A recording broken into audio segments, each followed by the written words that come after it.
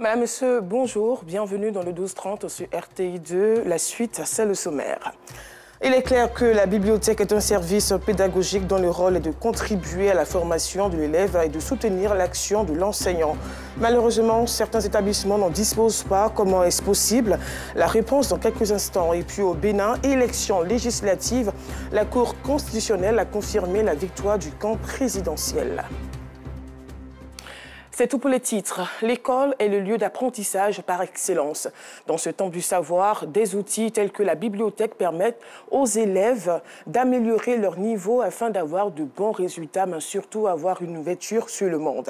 Cependant, cet instrument d'une grande importance n'existe pas dans certains établissements à Yopougon, mais aussi à Cocody, où nos équipes de reportage se sont rendues pour cerner l'importance d'une bibliothèque pour une école primaire. Reportage Théodore Zouzou, Affichata Dosso. Ces tout-petits sont en pleine lecture dans la bibliothèque centrale de cet établissement scolaire privé de la commune de Yopougon. La lecture procure du plaisir et au-delà, améliore le vocabulaire, le raisonnement, la concentration et la pensée critique, selon des chercheurs. D'où l'organisation mise en place dans cet établissement pour inciter les apprenants à lire, selon la responsable de la bibliothèque. Chaque classe a sa bibliothèque interne et à la bibliothèque même de l'école. Bon, celui qui n'a pas trouvé le livre en classe, il vient à la bibliothèque, il prend un livre, il va à la maison, il fait, je crois, 2 semaines, vu son temps, emploi du temps, il finit de faire la lecture, il ramène le livre, quelqu'un d'autre prend, il va faire 2 semaines, 1 mois, il ramène le livre, ainsi de suite, pour que chaque enfant puisse au moins s'imprégner un peu des documents de la bibliothèque. Les apprenants nous confient les changements notables que la fréquentation de la bibliothèque leur apporte. En classe, je n'ai pas accès aux livres de contes, mais à la bibliothèque, j'ai accès aux livres de contes pour apprendre à lire. La bibliothèque me permet de bien lire, de bien formuler les mots et d'apprendre de nouveaux mots, de nouvelles choses, de découvrir plusieurs choses que je ne connaissais pas auparavant. Pour le directeur des études, le niveau de langue des élèves a connu une amélioration. Et ce, grâce à la bibliothèque. Ici, dans cette école, les enfants s'en sortent très bien en orthographe parce qu'ils sont imprégnés de la lecture depuis le bas âge. J'ai présenté 38 élèves au CEP en 36e. J'ai eu 100%. Mon premier avait 162 points et le dernier avait 115 points. Non loin de là, une autre école privée. Ici, il n'y a pas de bibliothèque et les caméras sont interdites dans les classes. Fort heureusement, la bibliothèque de l'école primaire publique Siporex 8 est ouverte aux établissements de la commune qui ne disposent pas de bibliothèque. La bibliothèque est celle de l'inspection, de toute l'inspection, parce que monsieur l'inspecteur a estimé que la place est assez vaste pour accueillir beaucoup d'enfants. Et donc, il a affecté des responsables au niveau de la bibliothèque ici. Ils ont un programme de passage. Donc, les écoles passent au jour le jour. Coïncidence, nous trouvons les conseillers pédagogiques réfléchissant sur le programme d'enseignement ciblé, PEC. Il faut pouvoir les aider à maîtriser toutes ces connaissances de base pour pouvoir développer leur futur et devenir encore plus performant, surtout en lecture et en mathématiques. Une fois l'enfant sait lire, il peut facilement lire n'importe quel document qui sera à sa disposition. Donc la bibliothèque a un rôle très important. Le savoir ne se trouve nulle part ailleurs que dans le livre. Aussi, la bibliothèque est une source incommensurable de connaissances à laquelle doivent s'abreuver et enseignants et élèves, et je pense tous citoyens. À l'EPP d'Anga de la commune de Cocody, bien qu'il existe une bibliothèque, le taux de fréquentation du lieu est en deçà de ce qu'espérait le directeur de l'école. La raison, la bibliothèque est aussi utilisée à d'autres fins. Aujourd'hui, nous avons un problème d'espace dans notre école. Tout ce que vous constatez ici comme objet qui ne ressemble pas à un objet de bibliothèque, ce sont des choses que nous devions garder dans un magasin. Malheureusement, aujourd'hui, on a un souci d'espace, ce qui fait que notre bibliothèque aujourd'hui est en train de perdre son rôle. Le PP Château d'Eau, toujours dans la commune de Cocody, vient d'inaugurer sa bibliothèque au grand bonheur des enseignants et de la directrice. Le fait de diriger une bibliothèque ici, ça me fait vraiment plaisir parce que j'apporte un plus aux enfants dans leur apprentissage. Il fallait vraiment tout mettre en œuvre parce qu'il faut remarquer que le niveau des enfants baisse. Aujourd'hui, les enfants ne lisent plus beaucoup. Ils sont plutôt sur les portables et autres. Et ce qui fait qu'on se rend compte qu'aujourd'hui, ils écrivent plutôt la phonétique. Ça, c'est vraiment dommage. Alors, ce joyau, comme je dis, il fallait vraiment une bibliothèque pour les ramener non seulement à la compréhension et ensuite à l'orthographe des mots. Nous faisons un tour chez l'inspecteur de l'enseignement préscolaire et primaire pour en savoir un peu plus sur l'importance des bibliothèques dans les écoles. La bibliothèque est un instrument, je dirais un outil pédagogique indispensable. Nous exhortons, n'est-ce pas, les directeurs à adresser des courriers à toutes les personnalités, aux collectivités, aux ONG, aux fondations, même aux industriels. Il faut donc leur montrer l'intérêt des bibliothèques, n'est-ce pas, pour une société. Bien que le monde est de plus en plus tourné vers le digital, avec des enfants toujours connectés sur leur téléphone portable, les bibliothèques physiques ont toujours leur place dans les établissements scolaires et ailleurs. Elles sont des voies d'accès au savoir et à la culture. Leurs ressources et services contribuent à former les nouvelles idées et perspectives à la base des sociétés créatives et innovantes. Un reportage plutôt commenté par Alassane Drabo. C'est un Ivoirien au parcours atypique, allé au pays de l'oncle Sam en septembre 2000 pour poursuivre ses études. Après l'obtention de son baccalauréat série D en Côte d'Ivoire, ce dernier a été confronté à plusieurs difficultés au milieu des restaurants et des toilettes où il a travaillé pendant des années pour subvenir à ses besoins. Il a réussi à se faire une place au soleil. Lui, c'est Moustapha Bakayoko, aujourd'hui chef d'entreprise dans l'État de Delaware aux États-Unis avec plusieurs employés ivoiriens et africains. Son portrait présenté par notre reporter Ido Fofana. Âgé de 50 ans, Moustapha Bakayoko, marié et père d'un enfant, vit à Philadelphie aux États-Unis. C'est dans cette maison à Bingéville qu'il réside pendant ses congés en Côte d'Ivoire. Titulaire d'un baccalauréat série D obtenu en 1993, il décide en septembre 2000 d'aller poursuivre ses études aux États-Unis. C'est le début d'une nouvelle vie. Il fallait que je travaille et puis payer les cours. Donc ça m'a fait passer de petit boulot en petit boulot. Le premier dont j'ai souvenance, c'est dans les restaurants où je lavais les assiettes d'abord. Quand vous dites laver assiettes, ce n'est pas 2 assiettes, 3, c'est dans la machine. Hein. Mais tu dois nettoyer un peu et puis mettre dans la machine. Je te parle de 2000, 3000 assiettes par jour. Et puis, bon, après ça, quand tu laves bien les assiettes, ta promotion, c'est de couper oignons. On te donne 3 sacs d'oignons, tu découpes.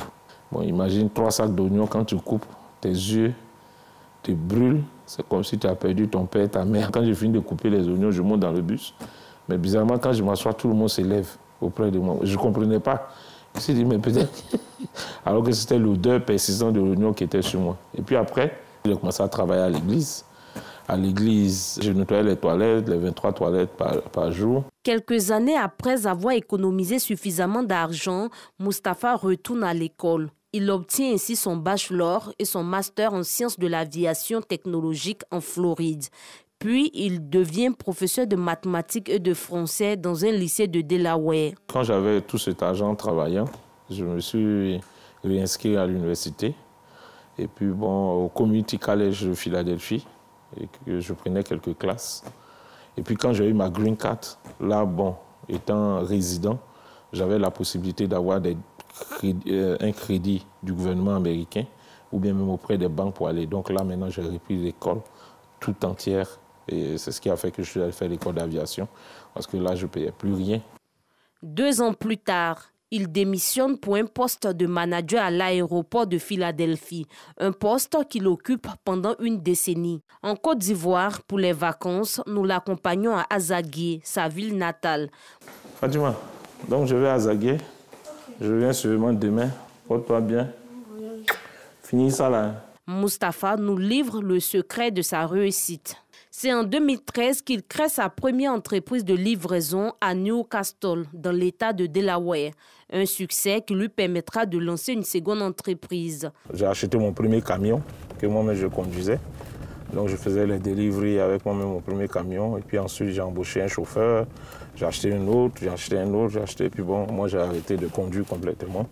Et puis bon, voilà, comme ça on a commencé à gérer la première entreprise depuis 2013. Et puis en 2019, j'ai eu une autre opportunité qui m'a permis de créer une deuxième entreprise.